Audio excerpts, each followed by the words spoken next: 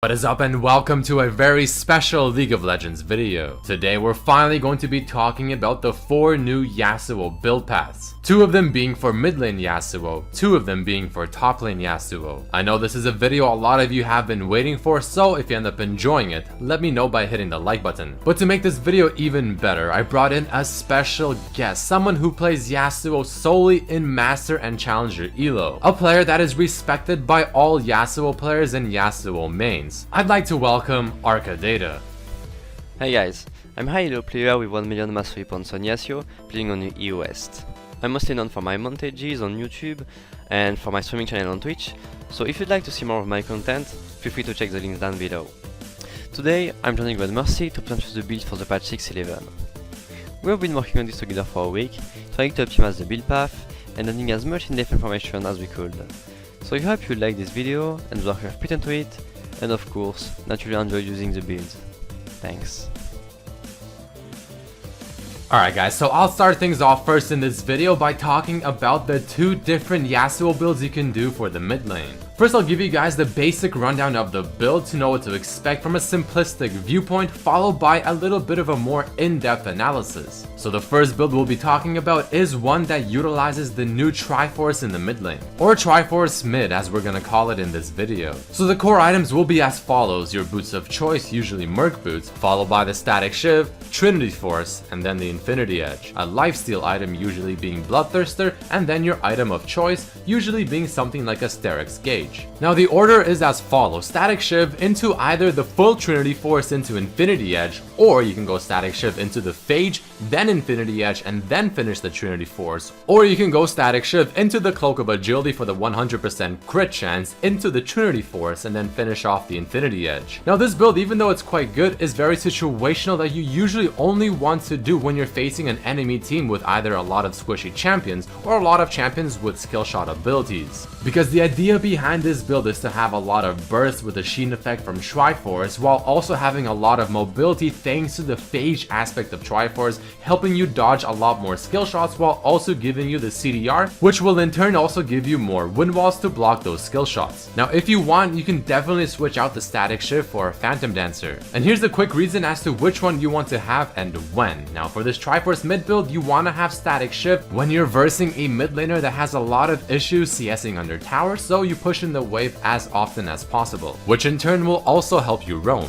But if you feel like you'll be playing this game a lot more like a split pusher trying to get towers and duel people 1v1, then the Phantom Dancer is a lot better, also because you will not kill the minions whenever the Static Shiv procs, so you're able to abuse your E ability more often. All in all, this Triforce mid lane build is somewhat expensive, but it does have a lot of burst damage, great synergy between the Infinity Edge and the extra damage coming out from Static Shiv's lightning, on top of also being able to stack the Static Shiv more often thanks to the move speed offered by Trinity Force. The last item in this build is the optional one, where you can choose between something like a Sterak's Gauge, which synergizes with the sheen component of your Triforce, Guardian's Angel, Spirit Visage, which is a good one if you have Warlord's Bloodlust and especially Bloodthirster to get more lifesteal, or something like a Randuin's. It all comes down to what you're facing. Are you fed and you want to get a little bit tankiness while still not sacrificing a lot of damage? Sterak's is fantastic. Do they have a lot of mixed damage? Guardian's Angel. Do they have a lot of magic damage? Spirit Visage. Do they have a lot of physical damage? Randuin's. There are also going to be 2 rune pages and 2 mastery pages depending on what kind of playstyle you prefer. If you're someone that likes to play very aggressive and you feel very skilled on Yasuo and that you can outplay and destroy your opponent in the laning phase, then you want to get the Fervor of Battle from your masteries. Your runes with Fervor of Battle and Trinity Force mid should be as follows. For your reds, you want 3 flat ADs and 6 attack speeds, while also having 1 attack speed quint and 2 lifesteal quints. And the reason is simple: you don't have Warlord, so you don't have the lifesteal from that, and you don't get Bloodthirster until very late into the build, so the lifesteal quints will help you quite a bit. However, if you want to play somewhat of a more passive laning phase and go for more of the late game playstyle, then you want to go for the Warlord's Bloodlust with a rune page as follows: flat AD reds, armor or HP per level yellows, flat MR or MR per level blues, and then you want to go for the attack speed quints. And in terms of summoners, I usually recommend going for exhaust, but if you feel like you can destroy your mid lane and cheese your opponents, ignite can work. But all in all guys, that is the first build, being the Triforce mid lane. Next we'll talk about build number 2, that is called the standard mid. This is the build you want to do when a Triforce mid just simply does not work for the enemy team composition. Or in other words, against a tanky team or a team that doesn't have a lot of skill shots or things like that. This one for the most part is just a safer build path because it will work in almost any scenario. So if you're just not sure what build path to do, this is probably the one you want to do. It's pretty straightforward. You have your Boots of Choice, your Phantom Dancer, your Infinity Edge, and your Bloodthirster. Those are the core items. Followed by 2 situational items, which can be either Mob Malmortius, Guardian's Angel, Mercurial Scimitar, Randowins, or Spirit Visage. Again, just depends on what you're facing and what you need. The runes and masteries also depend on your playstyle. Are you going fervor of battle? Then you want to run 29% attack speed from your Reds and your Quints. The reason is to have the extra attack speed to quickly proc your fervor of battle on hit effect as often as possible. And since Phantom Dancer is your only attack speed item, you need this extra attack speed from your runes to cap your Q sooner. But if you decide to play the safer approach and go for more of the late game while having a more passive laning phase, then Warlord's Bloodlust plus the rune page we talked about earlier is the one to go. The page with flat AD Reds and attack speed Quints. And the summoners are the same thing as the Triforce one. Do you want to cheese your opponent? Go for the Ignite. If you want to have a useful summoner throughout the whole game and be more safe, go for the Exhaust. But all in all, the flat AD you get from your runes whenever you go the Warlord's Bloodlust helps you actually utilize the Warlord's Bloodlust a bit more effectively in the laning phase. But now that we got the 2 mid lane build paths for Yasuo out of the way, I'm gonna pass it off to Arcadata to go over the 2 top lane builds as well. Okay, so I'm gonna put on 2 builds for top lane with 2 different playstyles. I'll start with the Frozen Force, being my signature build, then we'll talk about the Split Page Duelist build, which is much more damage oriented. So let's get started. Frozen Force is a bruiser Yasuo build which uses Trinity Force and Frozen Mallet as its core items. It provides a decent amount of tankiness, but what's really interesting is the synergy between the flash from Triforce and the slow from Frozen Mallet. It allows Yasuo, an already hypermobile champion, to move even faster and to have a lot of stickiness.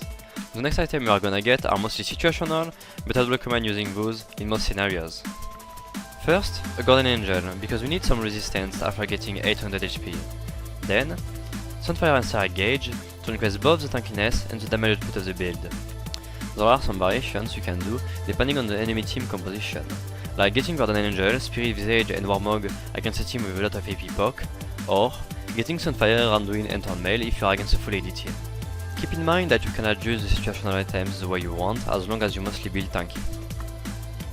Now, I know a lot of people are gonna be skeptical when looking at this build, and I totally understand why.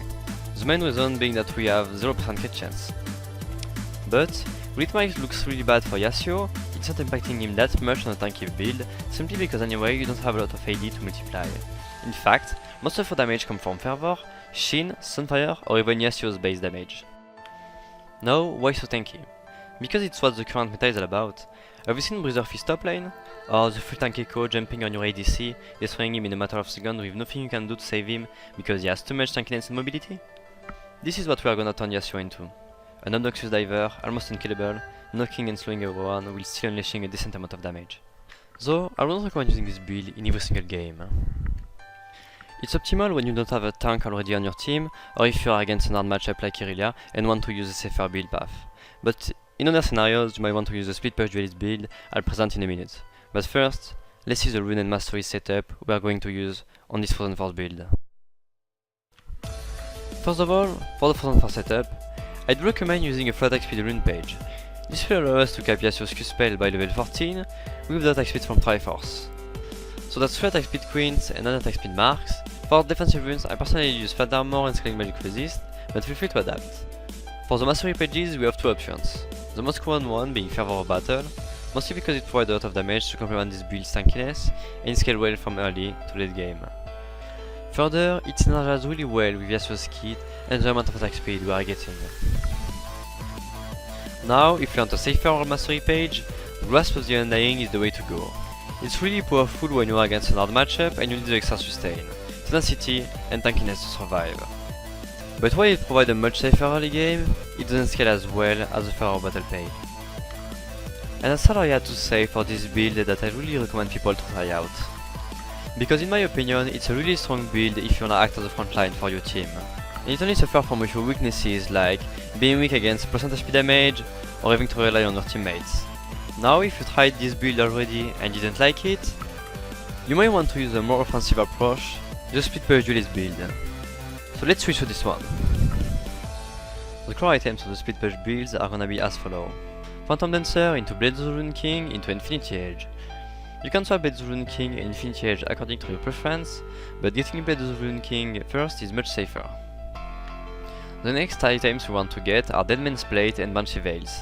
The goal here is to get as much roaming and dueling items as possible. In fact, Phantom Dancer will provide you the strong 1v1 damage reduction, Blade of the Rune King is really good in duel, especially against tanky champions, Infinity Edge because you want to get the insane damage increase and the 100% crit chance, Banshee because it's really cheap and strong for speed pushing, it can actually save you from getting off or taking an important spell from your opponent, and finally Deadman's Plate to improve that speed pushing and roaming aspect thanks to the move speed it gives. Overall, it's a really well-rounded build with some sustain, hybrid resistance, lot of damage against squishies and tanks, and of course a lot of dueling and roaming potential thanks to all the items passive. For this build, keep in mind that we are putting the emphasis on the speed pushing aspect, but you can still play it more as a team fighting build by changing the defensive items a bit, like getting around Rain and Split Visage instead of Deadman's Plate and Banshee, since the first two are gonna be more powerful in team fights. Now let's see the rune and masteries for this build. We are gonna use 29% attack speed, since it's really strong for long trades, and it synergizes really well with the keystone we are gonna get most of the time, Fervor of Battle. This mastery page provides a lot of damage in a 1v1 scenario, and Fervor is extremely powerful on Yasou top, so this is the setup you want to get when you are confident. If you are not, you can get this mastery page with Warlord Bloodlust, it will allow you to safely scale, and your late game lifesteal is gonna be really helpful for dueling people. This is the kind of build you want to get when you already have a frontline and your matchup does not require you to build tankiness in order to survive. This can be even more optimal if no one can duel you in the game, which will mean you will be able to split push freely.